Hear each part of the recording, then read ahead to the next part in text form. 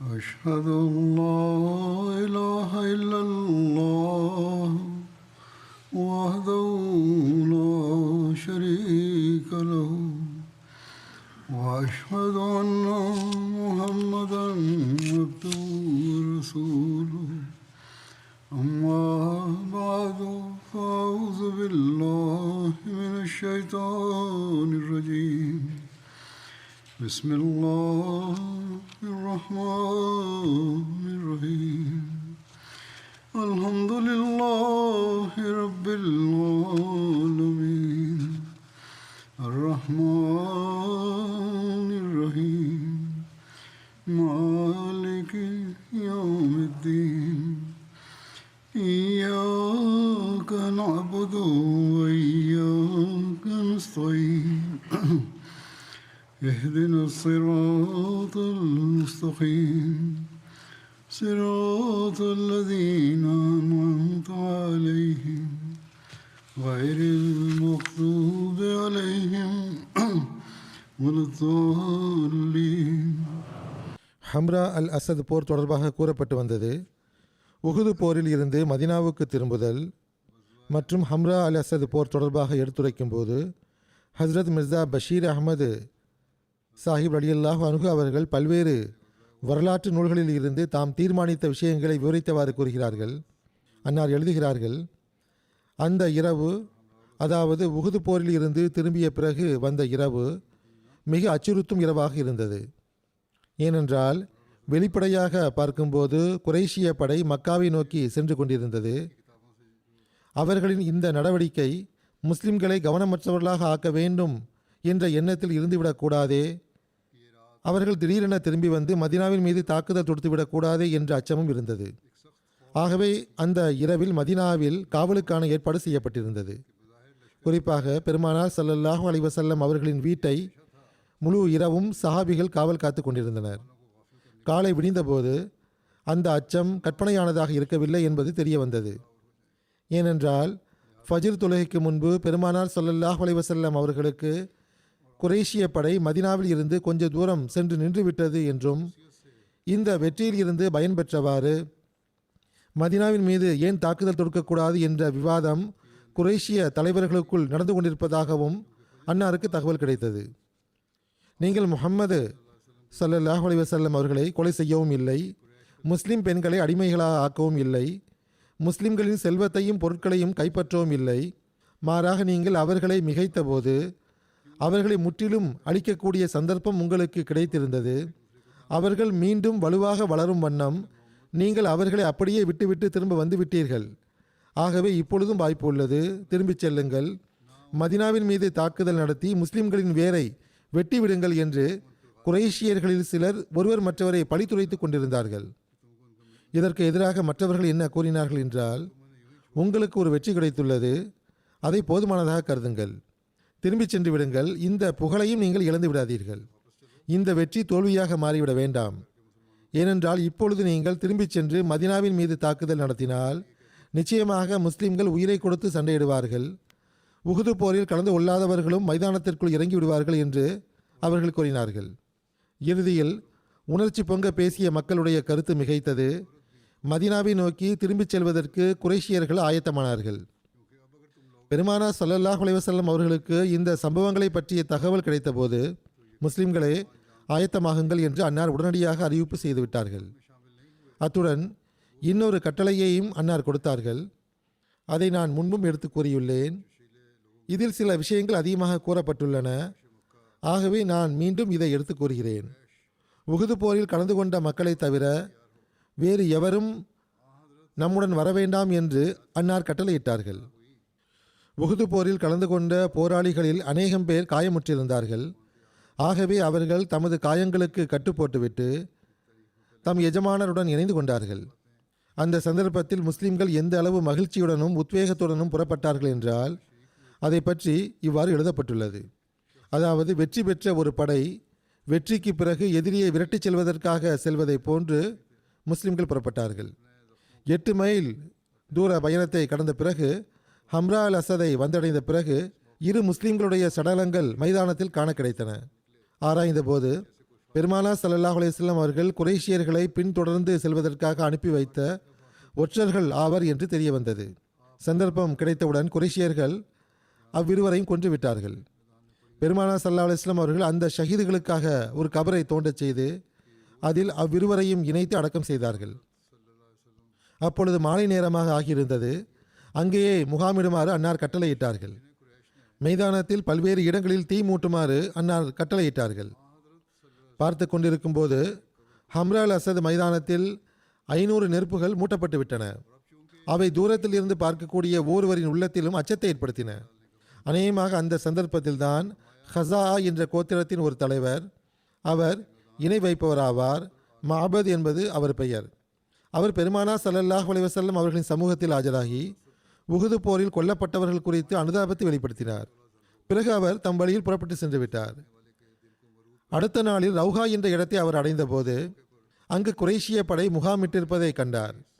அப்போது மதீனாவை நோக்கி திரும்பிச் செல்வதற்கு ஆயத்தங்கள் மேற்கொள்ளப்பட்டு வந்தன. மஅபத் அவர்கள் உடனடியாக அபு சுஃபியான் அவர்களிடம் சென்று, நீங்கள் என்ன செய்ய போகிறீர்கள்?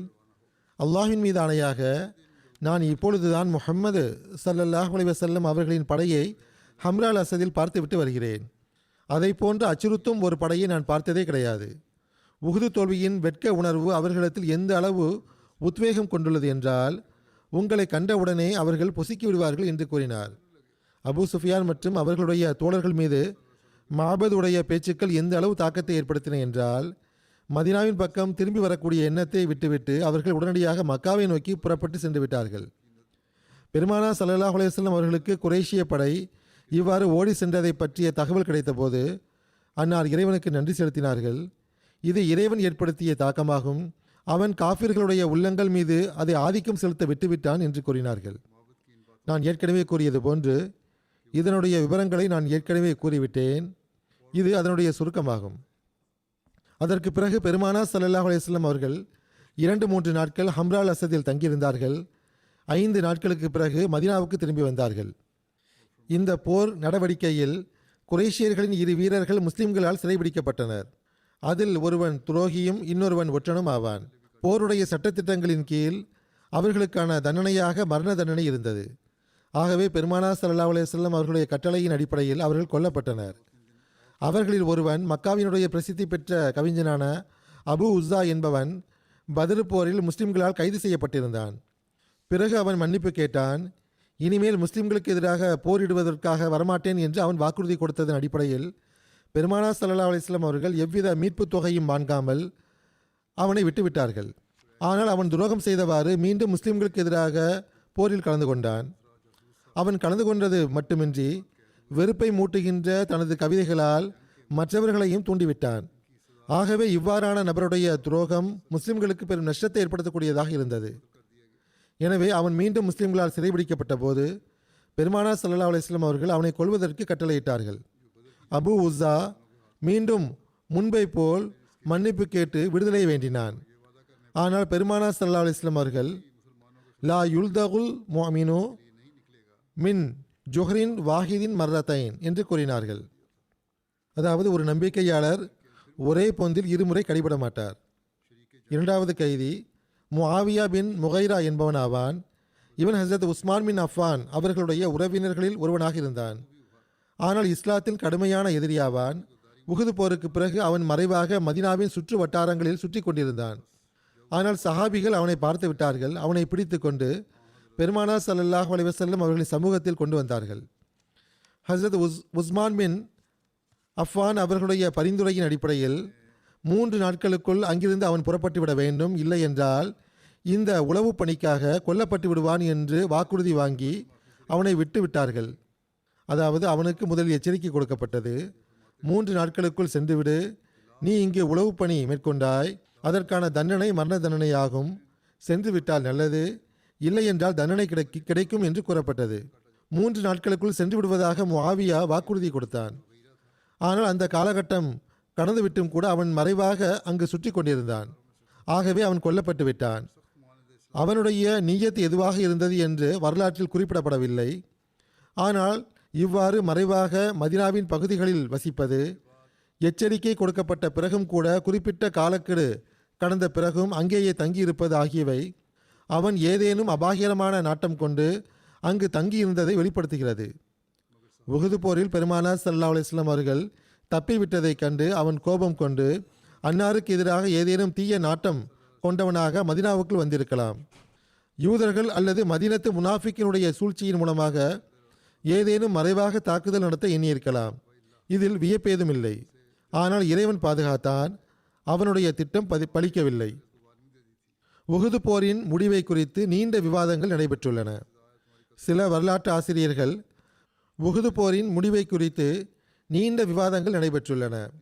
சில வரலாற்று ஆசிரியர்கள் உஹது போரை தோல்வி என்று விளக்கம் கொடுத்துள்ளனர், அதாவது முஸ்லிம்களுக்கான தோல்வி என்று. சிலர் இதை வெற்றி என்று கூறுவதில் இருந்து பொதுவாக தவிர்ந்து கொள்கின்றனர்.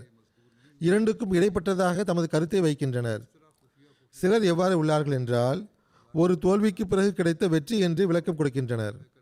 ஆனால் உண்மை நிலவரம் என்னவென்றால், அந்த காலத்து போர் சட்டங்கள் மற்றும் மரபுகளை கொண்டு பார்க்கும்போது முஸ்லிம்களுக்கு உஹது களத்தில் தோல்வி ஏற்பட்டது என்று கூற முடியாது. ஏனென்றால் எப்படிப்பட்ட தோல்வி என்ற கேள்வி எழுகிறது, அல்லது காஃபிர்களுக்கு எப்படிப்பட்ட வெற்றி என்ற கேள்வி எழுகிறது. அபு சுஃபியான் அவர்கள் வெறும் முழக்கங்களை இட்டவாறு தம் படையை அழைத்து கொண்டு உஹது மைதானத்தை விட்டு மக்காவை நோக்கி புறப்பட்டு சென்று கொண்டிருந்த நேரத்திலும் கூட முஸ்லிம்கள் போர்க்களத்தில் தான் நின்று கொண்டிருந்தார்கள். இன்றைய இந்த நாள் பத்ர் நாளுக்கான பழிவாங்கல் ஆகும் என்று அவர் வெற்று முழக்கங்களையும் கூறிக்கொண்டிருந்தார். ஏனென்றால் இதுவும் அவருடைய வெற்று முழக்கமாக மட்டுமே இருந்தது. ஏனென்றால் இது பத்ர் போருக்கான பழிவாங்கலாக எப்படி இருக்க முடியும்? பத்ர் போரில் காஃபிர்களுடைய தளபதிகள் உட்பட அவர்களின் பெரும் தலைவர்களும் கொல்லப்பட்டு விட்டார்கள். பத்ர் போரில் அவர்களின் 70 நபர்கள் சிறைபிடிக்கப்பட்டிருந்தார்கள். பத்ர் போரில் ஒரு பெரும் போர் செல்வம் முஸ்லிம்களுக்கு கிடைத்திருந்தது. பத்ர் போரில் முஸ்லிம்கள் வெற்றியாளர்களாக இருந்தார்கள். அவர்கள் மரபுகளுக்கு ஏற்ப 3 நாட்கள் அங்கு தங்கியிருந்தார்கள். காஃபிர்களின் படை அங்கிருந்து ஓடிவிட்டது. ஆனால் உஹது நாளில் இவற்றில் எந்த ஒரு விஷயமும் காஃபிர்களுக்கு கிடைக்கவில்லை. ஆகவே இது பத்ருடைய பழிவாங்கலாக எவ்வாறு ஆக முடியும்? எனவே உஹது நாளிலும் முஸ்லிம்களுக்கு நிச்சயமாக தோல்வி கிடைக்கவில்லை. ஆனால் முதல் நிலையில் ஒரு தெளிவான வெற்றிக்கு பிறகு இரண்டாவது நிலையில் முஸ்லிம்களுக்கு கடும் உயிர் சேதம் ஏற்பட்டது உண்மைதான். ஆனால் இறுதியில் முஸ்லிம்கள் உஹது களத்தில் நிலை கொண்டு விட்டார்கள். அங்குதான் இருந்தார்கள். மேலும் மக்கத்து காஃபிர்களுக்கு முழுமையான வெற்றி கிடைப்பதில் இருந்து மறைவான ஆதரவு கை தம் வலுவான ஆற்றலை கொண்டு தடுத்திருந்தது. ஒரு தற்காலிகமான வெற்றி கிடைத்த பிறகும் கூட அவர்கள் முஸ்லிம்களுக்கு மேற்கொண்டு நஷ்டத்தை ஏற்படுத்த இயலாமல் இருந்தனர். அக்கால போர் வழக்கத்தின் அடிப்படையில் பார்க்கும்போது காஃபிர்கள் குறிக்கோளை அடையாமல் உஹது போர்க்களத்தை விட்டு திரும்பி சென்று விட்டார்கள். அடுத்த நாளே ஹம்ரா அல் அசதை நோக்கி முஸ்லிம்கள் முன்னேறி சென்றதை இத்துடன் இணைத்து பார்க்கும்போது உஹது போர் பிரகாசமான முறையிலும் தெளிவான முறையிலும் வெற்றியாக தென்படுகிறது. ஆனால் உஹது போர்க்களத்தில் சிதறி சென்று நஷ்டம் ஏற்பட்டதும் கூட முஸ்லிம்களுக்கும் பிறகு வந்த காலத்திற்கும் பல நுட்பங்கள் உருவாக காரணமாக அமைந்துவிட்டது. ஹஜ்ரத் மிர்சா பஷீர் அஹமத் சாஹிப் அவர்கள் கூறுகிறார்கள், நிரந்தரமான விளைவின் அடிப்படையில் பார்க்கும்போது உஹது போருக்கு எந்த ஒரு குறிப்பிட்ட முக்கியத்துவம் கிடையாது. பத்ர் போருக்கு முன்னால் இந்த போருக்கு எவ்வித முக்கியத்துவம் கிடையாது. ஏனென்றால் தற்காலிகமாக முறையில் இந்த போர் நிச்சயமாக முஸ்லிம்களுக்கு சில வகையில் பாதிப்பை ஏற்படுத்தியது உண்மைதான். முதலாவதாக முஸ்லிம்களுடைய 70 நபர்கள் இந்த போரில் ஷஹீதாகி போனார்கள். அவர்களுள் சிலர் பெரும் சஹாபிகளும் ஆவார்கள். காயமற்றவர்களின் எண்ணிக்கையோ அதிகமாக இருந்தது. காயமடைந்தவர்களின் எண்ணிக்கையோ அதிகமாக இருந்தது. இரண்டாவது விஷயம், மதீனாவின் யூதர்களும் முனாஃபிக்குகளும் பத்ர் போரின் விளைவாக கொஞ்சம் கலக்கமடைந்து போயிருந்தனர். இப்பொழுது அவர்களுக்கு கொஞ்சம் துணிவு பிறந்து விட்டிருந்தது. இன்னும் கூறுவதென்றால் அப்துல்லா பின் உபை மற்றும் அவனுடைய தோழர்களோ மிகவும் வெளிப்படையாக கேலி கிண்டல் செய்தனர், பழித்து பேச ஆரம்பித்தனர். மூன்றாவது விஷயம், மக்கத்து குறைஷியர்களுக்கு மிகவும் துணிவு ஏற்பட்டுவிட்டது. தாம் பத்ர் போருக்காக பழிக்கு பழி வாங்கியது மட்டுமின்றி இனிமேலும் படையை திரட்டி கொண்டு தாக்குதல் தொடுத்தால் முஸ்லிம்களை அடிபணிய வைத்து விடலாம் என்று கூட அவர்கள் தம் உள்ளத்தில் புரிந்து வைத்திருந்தனர். நான்காவது, அரேபிய கோத்திரங்களும் கூட பொதுவாக உஹது போருக்கு பிறகு அதிக தைரியம் கொண்டு தலை தூக்க ஆரம்பித்தன. ஆனால் இந்த நஷ்டங்கள் இருந்த போதிலும் ஒரு தெளிவான உண்மையை மறுக்க முடியாது. அது என்னவென்றால், பத்ர் போர் குறைஷியர்களுக்கு எந்த அளவு நஷ்டத்தை ஏற்படுத்தியதோ அதை உஹது போரின் வெற்றியும் அதனால் ஏற்படுத்திய நஷ்டமும் ஈடுகட்ட முடியாது. உண்மையான முறையில் குறைஷிய சமுதாயத்தினுடைய வாழ்வின் ஆன்மாவாக இருந்த மக்காவின் அனைத்து தலைவர்களும் பத்ர் போரில் கொல்லப்பட்டனர். திருக்குரான் எடுத்து கூறியது போன்று உண்மையான பொருளில் அந்த சமுதாயத்தின் வேர் வெட்டப்பட்டு விட்டிருந்தது. இந்த அனைத்தும் எப்படிப்பட்ட ஒரு சமுதாயத்தின் கைகளால் நிகழ்ந்தது என்றால், முஸ்லிம்களாகிய அவர்கள் வெளிப்படையான காரணிகளின் அடிப்படையில் பார்க்கும்போது காஃபிர்களுக்கு எதிராக முற்றிலும் அற்பமானவர்களாக இருந்தார்கள். சந்தேகத்திற்கிடமின்றி இதற்கு எதிரே முஸ்லிம்களுக்கு உஹது போர்க்களத்தில் நஷ்டம் ஏற்பட்டதும் உண்மைதான். ஆனால் பத்ர் போரில் குறைஷியர்களுக்கு கிடைத்த நஷ்டத்தை காட்டிலும் இது முற்றிலும் அற்பமானதும் தற்காலிகமானதுமாக இருந்தது. பெருமானார் ஸல்லல்லாஹு அலைஹி வஸல்லம் அவர்கள் இஸ்லாமிய சமூகத்தினுடைய மைய புள்ளியாக திகழ்ந்தார்கள். குறைஷியர்களின் விரோத நடவடிக்கைகளுக்கான அசல் இலக்காக அன்னார் இருந்தார்கள். ஆனால் இறை அருளால் அன்னார் உயிருடன் இருந்தார்கள். அது மட்டுமின்றி பெரும் சஹாபிகளில் ஓரிருவரை தவிர அனைவரும் நலமுடன் இருந்தார்கள். முஸ்லிம்களுக்கு ஏற்பட்ட நஷ்டமும் கூட எப்படிப்பட்டதாக இருந்தது என்றால், அவர்களை விட எண்ணிக்கையில் பல மடங்கு அதிகமாகவும், போர் தளவாடங்களை பொறுத்தவரை பல மடங்கு உறுதியான தளவாடங்களை கொண்டிருந்த படைக்கு எதிராக அவர்களுக்கு இது ஏற்பட்டது. ஆகவே முஸ்லிம்களுக்கு பத்ருடைய மகத்துவமிக்க வெற்றிக்கு எதிரில் உஹதுடைய பாதிப்பு ஒரு சாதாரண விஷயமாக இருந்தது. இந்த பாதிப்பும் கூட முஸ்லிம்களுக்கு ஒரு வகையில் மிகவும் பயனை கொடுத்தது. ஏனென்றால் அல்லாஹ்வின் தூதர் ஸல்லல்லாஹு அலைஹி வஸல்லம் அவர்களின் விருப்பத்திற்கும் வழிகாட்டலுக்கும் எதிராக நடப்பது ஒருபோதும் வெற்றியையும் நலனையும் தராது என்பது முஸ்லிம்களுக்கு தெள்ளத் தெளிவாக தெரிந்துவிட்டது. பெருமானார் ஸல்லல்லாஹு அலைஹி வஸல்லம் அவர்கள் மதீனாவில் இருக்கலாம் என்று ஆலோசனை கொடுத்து அதற்கு ஆதரவாக தமது ஒரு கனவையும் எடுத்துக் கூறினார்கள். ஆனால் வெளியே சென்று போரிட வேண்டும் என்று மக்கள் பிடிவாதம் பிடித்தனர்.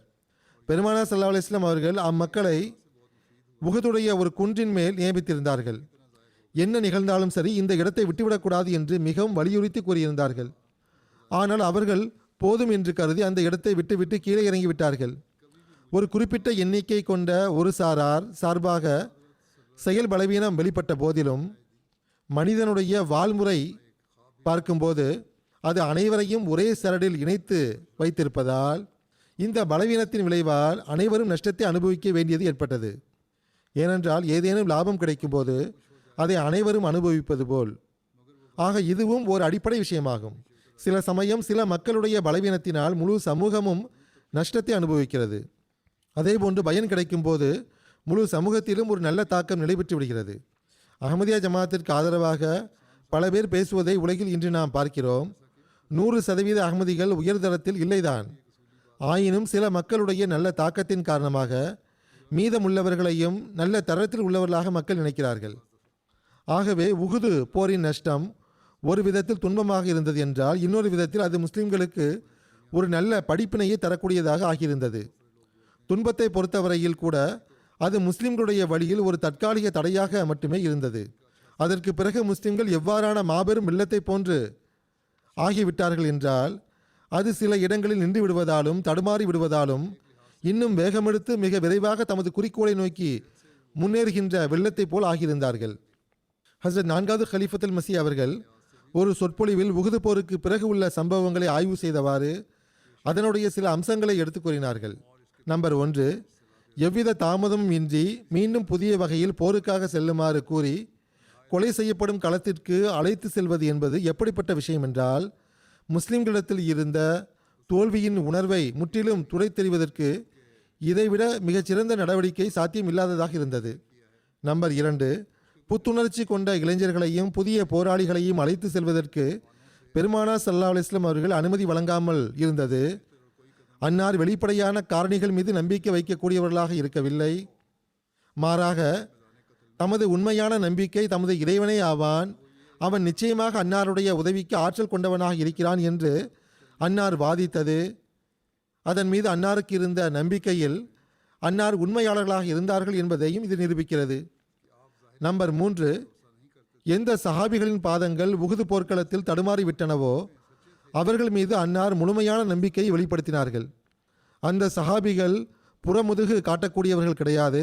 மாறாக திடீரென்று ஏற்பட்ட தவிர்க்க முடியாத சூழ்நிலைகளால் கட்டாயத்திற்குள்ளாகி போனார்கள் என்று அன்னார் நம்பினார்கள். இவ்வாறு முடிவெடுத்ததன் மூலமாக பெருமானார் ஸல்லல்லாஹு அலைஹி வஸல்லம் அவர்கள் தம் சஹாபிகளுக்கு ஊக்கமளித்தார்கள். ஒரு படைத்தளபதிக்கு அருகில் சில தியாகிகளை தவிர வேறு யாரும் இல்லாத அளவுக்கு அவருடைய படை தன்னந்தனியாக அவரை போர்க்களத்தில் சில மணி நேரத்திற்கு முன்பு விட்டுவிட்டு ஓடி சென்று விடும்போது அந்த தளபதி தம் படையின் மீது இந்த அளவு முழுமையான நம்பிக்கையை வெளிப்படுத்தியதாக மனிதனுடைய போர் வரலாற்றில் இதுபோன்ற எந்த ஒரு முன்மாதிரியையும் நாம் காண முடியாது. நம்பர் 4, பெருமானார் ஸல்லல்லாஹு அலைஹி வஸல்லம் அவர்களின் நம்பிக்கை 100% சரியானதாக இருந்தது. அது எந்த ஓர் உணர்ச்சிக்கும் உட்பட்டு எடுத்த முடிவாக இருக்கவில்லை என்பதை பின்வரும் விஷயம் நிரூபிக்கின்றது. ஏனென்றால் உஹுது போரில் கலந்து கொண்ட போராளிகளிடத்தில் நடமாடக்கூட ஆற்றல் இல்லாமல் இருந்த போதிலும் அவர்கள் எவ்வித தாமதமுமின்றி முழு திடத்துடனும் உத்வேகத்துடனும் மிகவும் அபாயகரமான இந்த போர் திட்ட நடவடிக்கையில் பெருமானார் ஸல்லல்லாஹு அலைஹி வஸல்லம் அவர்களுடன் கலந்து கொண்டார்கள். இந்த போர் நடவடிக்கை தற்கொலைக்கு ஒப்பானது என்று கூறி எந்த ஒரு நபரும் முகம் திருப்பவில்லை. ஒரு முறை கஷ்டப்பட்டு உயிர் தப்பிய பிறகு மீண்டும் அந்த வலிமையான கொடுங்கோல் எதிரியின் காட்டுக்குள் சென்று தாமே சிக்கிக்கொள்வது எந்தவிதமான புத்திசாலித்தனம் என்று எவரும் ஆட்சேபனை செய்யவும் இல்லை. ஹஜ்ரத் முஹம்மது முஸ்தபா ஸல்லல்லாஹு அலைஹி வஸல்லம் அவர்கள் உஹது போருக்கு அடுத்த நாளிலேயே எதிரியே பின்தொடர்ந்து செல்ல வேண்டும் என முடிவெடுத்தது தம் தோழர்கள் மீது அவர்கள் செய்த மாபெரும் பேருபகாரமாகும். ஏனென்றால் அவர்களுடைய காயமடைந்த பங்களிப்பை ஒரே நொடியில் முழுமையான முறையில் குணமாக்கியது போன்று எந்த ஒரு தளபதியும் ஒருபோதும் தன் படையின் மீது இவ்வாறான உபகாரம் செய்ததில்லை. அல்லாஹும்ம ஸல்லி அலா முஹம்மதின் வ அலா ஆலி முஹம்மது வபாரிக் வசல்லிம் இன்னக ஹமீதும் மஜீத். நம்பர் 5, பெருமானார் ஸல்லல்லாஹு அலைஹி வஸல்லம் அவர்கள் இவ்வாறு நடவடிக்கை மேற்கொண்டது வெறும் உணர்ச்சிக்கு உட்பட்டு செய்யப்பட்டது கிடையாது. மாறாக போர் நுட்பத்தின் அடிப்படையில் பார்க்கும்போது அது மிகவும் பயன் தரக்கூடியதாக நிரூபணமானது. அதன் காரணமாக எதிரி இன்னொரு வலுவான தாக்குதல் நடத்துவதில் இருந்து விலகி கொண்டான். எந்த அளவுக்கு என்றால் வெற்றியின் முழக்கத்தோடு அவன் திரும்பாமல் மிகவும் அச்சத்திற்குள்ளாகி அவன் மக்காவை நோக்கி திரும்பினான். திரும்பவும் மேற்கொண்டு எவ்வித பாதிப்புமின்றி பெருமானார் ஸல்லல்லாஹு அலைஹி வஸல்லம் அவர்கள் தமது ஞானம் மற்றும் திட்டத்தின் அருளால் பல மாபெரும் பயன்களை அடைந்தார்கள். அன்னார் எழுதுகிறார்கள், பெருமானார் ஸல்லல்லாஹு அலைஹி வஸல்லம் அவர்களுடைய போர்களை எல்லாம் பார்க்கும்போது அன்னாருடைய அழகிய நிகரற்ற ஆற்றல்களின் மீது வியத்தகு ஒளி விழுகிறது. படைத்தளபதி என்ற விதத்தில் அவை அன்னாரிடத்தில் முழுமையாக இருந்தன. ஆனால் பெருமானார் ஸல்லல்லாஹு அலைஹி வஸல்லம் அவர்களின் ஆரம்பமும் இறுதியும் ஒரு புலமை பெற்ற படைத்தளபதி என்ற வகையில் மட்டுமே கிடையாது. மாறாக ஒழுக்க ரீதியாகவும் ஆன்மீக ரீதியாகவும் அன்னார் ஒரு தலைவராக உள்ளார்கள். அன்னாருடைய கைகளில் அழகிய நல்லொழுக்கங்களுடைய கொடி ஒப்படைக்கப்பட்டிருந்தது. இது மிக முக்கிய விஷயமாகும். உயரிய நல்லொழுக்கத்தின் கொடியை உயர்த்தி பிடித்தவாறு அதை மேலோங்க செய்த பிறகு அன்னார் எப்படிப்பட்ட மாபெரும் போராட்டத்தில் மூழ்கிவிட்டார்கள் என்றால் அது தொடரக்கூடிய ஒருபோதும் முடிவடையாத போராட்டமாக இருந்தது. போர் சூழ்நிலையில் எவ்வாறு அது தொடர்ந்து கொண்டிருந்ததோ அவ்வாறே அமைதியான சூழ்நிலையிலும் அந்த போராட்டம் தொடர்ந்து கொண்டிருந்தது. பகலிலும் அன்னார் அந்த கொடியை பாதுகாத்தார்கள், இரவிலும் பாதுகாத்தார்கள். பெருமானார் ஸல்லல்லாஹு அலைஹி வஸல்லம் அவர்களுக்கும் அன்னாருடைய தோழர்களுக்கும் கடுமையான உடல் துன்பங்களையும் வேதனை மிகுந்த காயங்களையும் கொடுப்பதில் எதிரி எத்தனையோ முறை வெற்றி பெற்றிருக்கிறான். ஆனால் பெருமானார் ஸல்லல்லாஹு அலைஹி வஸல்லம் அவர்களுடைய நல்லொழுக்கம் எனும் இந்த கொடிக்கு எந்த ஒரு களங்கமும் ஏற்படவில்லை, அதற்கு எந்த ஒரு நஷ்டமும் ஏற்படவிடவில்லை. இந்த அனைத்தும் நிகழ்ந்த போதிலும் அன்னாருடைய உயரிய நல்லொழுக்கம் எப்பொழுதும் வெளிப்படக்கூடியதாக இருந்தது. பெருமானார் ஸல்லல்லாஹு அலைஹி வஸல்லம் அவர்களுடைய உடல் கடுமையான காயங்களால் துன்பப்பட்டு உஹுதுடைய பாறை நிலத்தில் விழுந்த போதும் இந்த கொடி அன்னாருடைய தூய கரங்களில் மிக மகத்துவத்தோடு விண்ணின் உயரங்களுக்கு இணையாக பறந்து கொண்டிருந்தது. நாலாபுரமும் சஹாபிகளுடைய உடல்கள் வெட்டுண்டு விழுந்து கொண்டிருந்த போதிலும் இந்த கொடி ஒரு வியத்தகு தன்னிறைவு தன்மையுடன் அன்னாருடைய கரங்களில் பறந்து கொண்டிருந்தது. ஆகவே முஹம்மது ஸல்லல்லாஹு அலைஹி வஸல்லம் அவர்களின் நல்லொழுக்கங்கள் எனும் ஜிஹாதும் அன்னாருடைய தோழர்களுடைய நல்லொழுக்கங்கள் எனும் ஜிஹாதும் உஹுது போர்க்களத்தில் மிக வலிமையுடனும் ஆற்றலுடனும் தொடர்ந்து கொண்டிருந்தன. மாபெரும் வெற்றி வீரராகிய ஹஜ்ரத் முஹம்மது முஸ்தபா ஸல்லல்லாஹு அலைஹி வஸல்லம் அவர்களுக்கு ஒவ்வொரு முறையும் ஒவ்வொரு நல்லொழுக்கம் எனும் போர்க்களத்திலும் மாபெரும் வெற்றி கிடைத்து கொண்டிருந்தது. நல்லொழுக்கம் எனும் மிக உறுதியான கட்டடங்களையும் தரைமட்டமாக்கிவிடக்கூடிய ஆற்றல் கொண்ட அபாயகரமான நிலநடுக்கங்களுக்கிடையில் அன்னார் நலமுடன் வெளியேறி வந்தார்கள். ஹஜ்ரத் முஸ்லிமோத் ரலியல்லாஹு அன்ஹு அவர்கள் கூறுகிறார்கள், உஹுது போரில் வெளிப்படையான முறையில் வெற்றிக்கு பிறகு தோல்வியின் ஓர் அம்சம் உருவாகிவிட்டது. ஆனால் இந்த போர் உண்மையில் முஹம்மது ரசூலுல்லா ஸல்லல்லாஹு அலைஹி வஸல்லம் அவர்களின் உண்மைக்கு ஒரு மாபெரும் அடையாளமாக இருந்தது. இந்த போரில் பெருமானார் ஸல்லல்லாஹு அலைஹி வஸல்லம் அவர்களின் முன்னறிவிப்புக்கு ஏற்ப முஸ்லிம்களுக்கு முதலில் வெற்றி கிடைத்தது. பிறகு பெருமானார் ஸல்லல்லாஹு அலைஹி வஸல்லம் அவர்களின் முன்னறிவிப்புக்கு ஏற்ப அன்னாருடைய அன்பிற்குரிய தந்தையின் சகோதரர் போரில் கொல்லப்பட்டார்கள். பிறகு பெருமானார் ஸல்லல்லாஹு அலைஹி வஸல்லம் அவர்களின் முன்னறிவிப்புக்கு ஏற்ப ஆரம்ப தாக்குதலில் காஃபிர்களுடைய படையின் கொடியை பிடித்தவர் கொல்லப்பட்டார். பிறகு பெருமானார் ஸல்லல்லாஹு அலைஹி வஸல்லம் அவர்களின் முன்னறிவிப்புக்கு ஏற்ப அன்னாரும் காயமடைந்து போனார்கள். பல சஹாபிகளும் ஷஹீதாகி போனார்கள். அது மட்டுமின்றி முஸ்லிம்களுக்கு எவ்வாறான களப்பற்ற தன்மையையும் ஈமானையும் வெளிப்படுத்தக்கூடிய சந்தர்ப்பம் கிடைத்தது என்றால் அதுபோன்ற உதாரணத்தை வரலாற்றில் எங்குமே காண முடியாது. உஹுது போர் மிக பெரும் வெற்றியை கொண்ட போராக இருந்தது என்பதை குறித்தும் அந்த போருக்கு பிறகு பெருமானார் ஸல்லல்லாஹு அலைஹி வஸல்லம் அவர்கள் தலீம் மற்றும் தர்பியத்துடைய வேலையை மீண்டும் எவ்வாறு ஆரம்பித்தார்கள் என்பதை குறித்து விவரித்தவாறு ஹஸரத் முஸ்லிம் மவ்ஊத் ரலியல்லாஹு அன்ஹு அவர்கள் கூறுகிறார்கள்.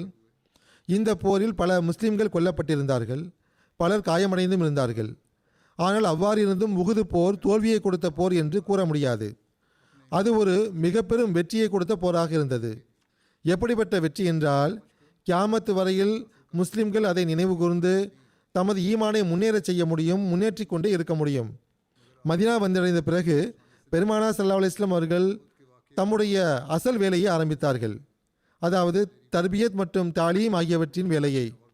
ஆனால் இந்த வேலையை வசதியாகவும் எளிதாகவும் அன்னாரால் செய்ய இயலவில்லை. உஹுது சம்பவத்திற்கு பிறகு யூதர்களிடத்தில் இன்னும் தைரியம் உருவாகியிருந்தது. முனாஃபிக்குகள் இன்னும் தலை தூக்க ஆரம்பித்து விட்டனர். இஸ்லாத்தை அழிப்பது மனித சக்திக்கு உட்பட்ட விஷயம் என்று ஒருவேளை அவர்கள் நினைத்து கொண்டனர். ஆகவே யூதர்கள் அன்னாருக்கு இவ்வாறு துன்பங்களை கொடுக்க ஆரம்பித்தனர். அசிங்கமான கவிதைகளை எழுதுவார்கள். அதில் அன்னாரையும் அன்னாரது குடும்பத்தையும் அவமதிப்பு செய்யப்படும். ஒரு முறை பெருமானார் ஸல்லல்லாஹு அலைஹி வஸல்லம் அவர்கள் ஒரு சண்டைக்கான தீர்ப்பை வழங்குவதற்காக யூதர்களுடைய கோட்டைக்குள் செல்ல நேர்ந்தது. அன்னார் எங்கு அமர்வார்களோ அதற்கு மேலே இருந்து ஒரு பெரும் பாறையை தள்ளிவிட்டு அன்னாரை ஷஹீதாக்கி விடலாம் என்று அவர்கள் ஆலோசனை செய்தனர். ஆனால் இறைவன் அன்னாருக்கு தகுந்த நேரத்தில் கூறிவிட்டான். அன்னார் அங்கிருந்து எதுவும் கூறாமல் சென்று விட்டார்கள். பிறகு யூதர்கள் தமது தவறை ஒப்புக்கொள்ளவும் செய்தார்கள். உஹுது போருக்கு பிறகு உடனடியாக நிகழ்ந்த சம்பவங்களும் ஹம்ரா அல் அசத் போர் குறிப்பும் இங்கு நிறைவு பெறுகின்றன. உலகின் சூழ்நிலைகளை குறித்தும் முஸ்லிம்களுடைய சூழ்நிலைகள் மற்றும் பாலஸ்தீனம் குறித்தும் துவாவுக்காக நான் கவனமூட்டி வருகிறேன்.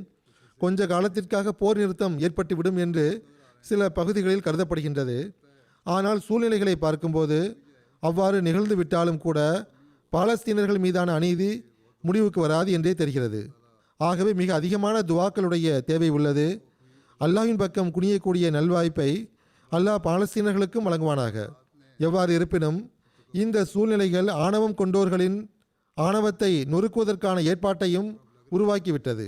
அவர்களுடைய ஆணவத்தையும் நொறுக்குவதற்கான ஏற்பாட்டை அல்லாஹ் ஆரம்பித்து விட்டதாக தெரிகிறது. இந்த பணி எப்பொழுது முழுமை பெறும் என்பதை அல்லாஹ்வே நன்கறிவான். ஆனால் எவ்வாறு இருப்பினும் இந்த ஆணவம் இப்பொழுது நொறுங்க ஆரம்பித்து விட்டது. அவர்களுக்குள்ளேயே அவர்களின் எதிர்ப்பாளர்கள் உருவாக ஆரம்பித்து விட்டார்கள். அமெரிக்காவிலும் எதிர்ப்பு குரல் எழ ஆரம்பித்து விட்டது. எதிர்ப்பு குரலை அடக்குவதற்கு இப்பொழுது ஆற்றலை பயன்படுத்த ஆரம்பித்து விட்டனர்.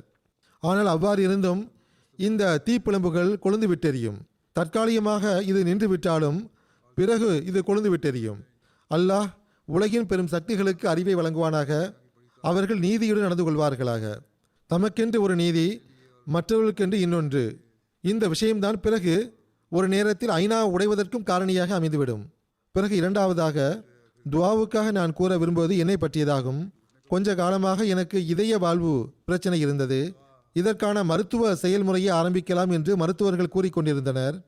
ஆனால் நான் காலம் தாழ்த்தி வந்தேன். மேற்கொண்டு காலம் தாழ்த்துவது பொருத்தமானதல்ல, அவ்வாறான நிலை வந்துவிட்டது என்று மருத்துவர்கள் கூறினார்கள். ஆகவே அவர்கள் கூறியதற்கிணங்க கடந்த நாட்களில் இதய வாழ்வு மாற்றம் செய்வதற்கான மருத்துவ நடவடிக்கை மேற்கொள்ளப்பட்டது. அல்லாஹுக்கே எல்லா புகழும் சரியாகிவிட்டது. ஆகவே மருத்துவர்களுடைய வழிகாட்டலுக்கு ஏற்ப சில நாட்கள் பள்ளிவாசலுக்கு வர இயலவில்லை. நான் ஏற்கனவே கூறியது போன்று அல்லாஹ்வின் அருளால் மருத்துவ ரீதியாக என்ன செயல் நடவடிக்கை எடுக்க முடிந்ததோ அது வெற்றி பெற்று விட்டதாக மருத்துவர்கள் கூறியுள்ளார்கள். அல்லாஹ் எந்த அளவு வாழ்க்கையை வழங்க இருக்கிறானோ அது நன்கு பணியாற்றக்கூடிய வாழ்வாக அமைய துவா செய்யுங்கள்.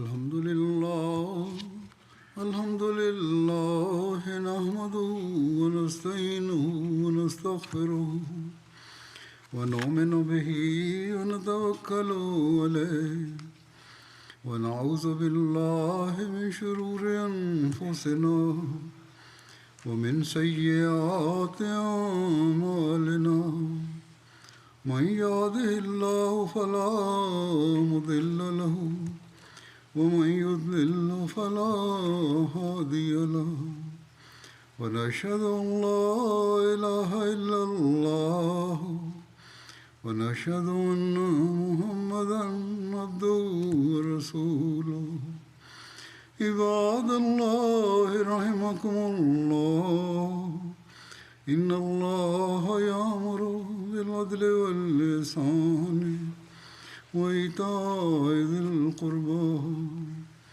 وينهى عن الفحشاء والمنكر والبغي يعظكم لعلكم تذكرون اذكروا الله يذكركم وادعوه يستجب لكم ولذكر الله أكبر